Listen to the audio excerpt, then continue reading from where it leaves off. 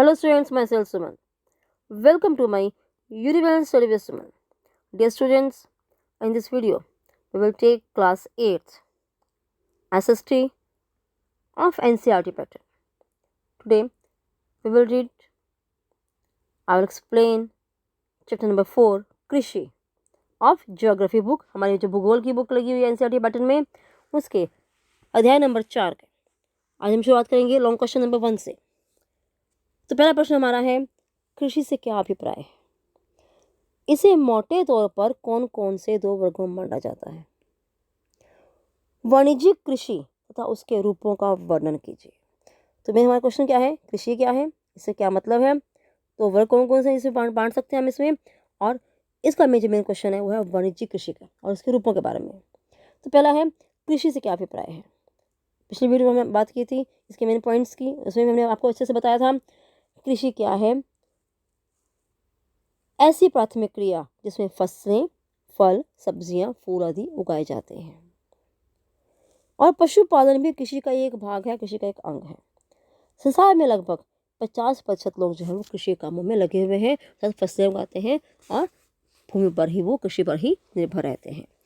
अब भारत जो है कृषि प्रधान देश है, तो भारत की 2/3 जनसंख्या जो है कृषि पर आधारित है। 2/3 यानी कि 2/3।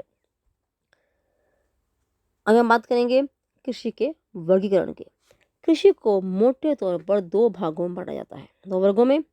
पहला है निर्वाह कृषि, दूसरा है वाणिज्यिक कृषि। अब निर्वाह कृषि में है वो कृषि जिसमें किसान जो वस्तुएं उत्पन्न करता है, किससे करता है, जमीन से, अपनी मेहनत से उनका प्रयोग वो घर पे करता है। अब इस प्रश्न के साथ चलते हैं, तो इसमें पूछा गया है वाणिज्यिक कृषि और इसके रूपों के बारे में। तो वाणिज्यिक कृषि क्या है? वाणिज्यिक कृषि में अधिक पूंजी तथा विस्तृत क्षेत्र का उपयोग होता है, यानी कि बहुत ज़्यादा बड़ा क्षेत्र चाहिए इसके लिए, बहुत अधिक ज़्यादा धन चाहिए लगाने के लिए। इसमें अधिकतर कार्य मशीनों द्वारा किया जाता है। मशीनों का काम होता है इसमें, क्योंकि देखो ज़मीन बड़ी है, बहुत बड़ा विस्तृत क्षेत्र फैला हुआ है, तो मशीन से काम करना थोड़ा मुश्किल हो जाएगा, समय भी ज़्यादा लगेगा। इसलिए विस्तृत क्षेत्रों में पूंजी अधिक लगाकर काम जो है मशीनों से किया जाता है। इस प्रकार कृषि में फसल उत्पादन तथा पशुपालन बाजार में विक्रय यानी कि बेचने हेतु किया जाता है। जो फसलें उगती हैं उन्हें, और जितना जो पशुपालन है, अब पशुपालन में यहाँ पर भेड़ है, बकरी है, उनसे ऊन प्राप्त होती है, उनसे दूध प्राप्त होता है, उसको बाजार में बेचने के लिए भी उसका उत्पादन किया जाता है। वाणिज्यिक कृषि को 3 भागों में बांटा जा सकता है, 3 वर्गों में। वाणिज्यिक अनाज कृषि, मिश्रित कृषि और रोपण कृषि। अब पहला हम लेंगे वाणिज्यिक अनाज कृषि। इस कृषि में फसलें वाणिज्यिक यानी कि व्यापारिक उद्देश्य से, वाणिज्यिक होता है व्यापार, तो व्यापारिक उद्देश्य से उगाई जाती है, यानी कि व्यापार करने से, उसको बेचने के उद्देश्य से उगाई जाती हैं। गेहूं तथा मक्का इस कृषि की सामान्य फसलें हैं। अब कहाँ ये, उत्तर अमेरिका, यूरोप तथा एशिया के शीतोष्ण घास के मैदान जो है वाणिज्यिक कृषि के प्रमुख क्षेत्र हैं। वो वहाँ अमेरिका में जो सारे खेतों में है वो काम होता है मशीनों से, क्योंकि वहाँ बहुत बड़े बड़े खेत हैं। ये बड़े फार्मों से युक्त विरल आबादी क्षेत्र है, यहाँ की जो जनसंख्या है ऐसे क्षेत्रों में जनसंख्या बहुत कम है। अत्यधिक ठंड की दशा में यहाँ वर्ष में केवल एक ही फसल उगाई जा सकती है। आप बताइए, अमेरिका में ज़्यादा ठंड होती है, तो ऐसे क्षेत्र जहाँ पर यूरोप में और एशिया के शीतोष्ण घास के मैदान जो है इस कृषि के लिए उपयुक्त है, और वहाँ पर जो है ज़्यादा ठंड होने में एक ही फसल जो है पूरे साल में ली जाती है। आगे है मिश्रित कृषि। मिश्रित कृषि में भूमि का उपयोग भोजन और चारे की फसलें उगाने सब पशुपालन के लिए होता है।